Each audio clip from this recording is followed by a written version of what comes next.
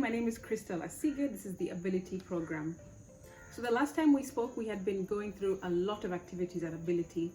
We had been able to identify and collect data for over 600 entities across Nairobi. If you remember, went to government buildings, we went to the CBD, we went to residential areas, we also mapped malls, we mapped some university campuses, places of worship, and so many more. After this, we collected, disseminated, and put all this data on our interactive and open map called Mapability. After the map was ready, we were able to put together a big launch of Mapability at the Serena Hotel in Nairobi, next to the State House. And that was very well attended, lots of media, lots of interested parties and stakeholders in the CSO community. And of course, the Ability team were very, very proud of what we were able to achieve in that launch. Then COVID happened in 2020, and we had to scramble like everybody else did in the world and try to figure out how we can still be of support as Ability to the disabled community in Kenya. What we then did was put together several virtual workshops and meetings together with people with disabilities.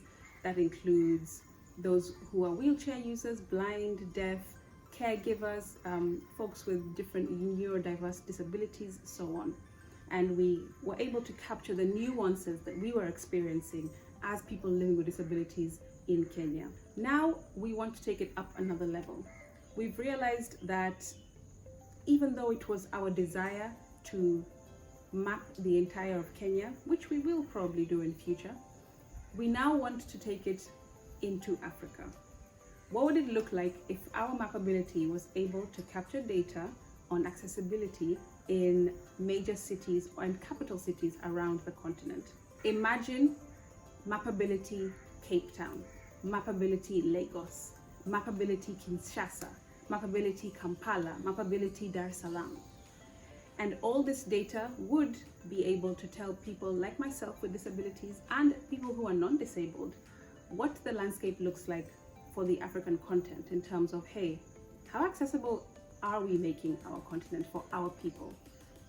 How easy is it to move around in these capital urban cities? And what are the gaps that we are facing and challenges that we are seeing across the board, and what is unique to which city?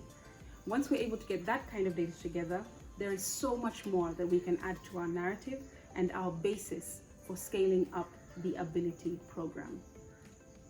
What we would like is support from you. If you're interested to find out more or figure out how you can get involved in this phase of going Africa-wide with this data, please get in touch with us on the Ability website, which is probably and hopefully linked somewhere here. In our next upload, I want to tell you a little bit more about the One Young World Summit happening in Manchester, UK this September.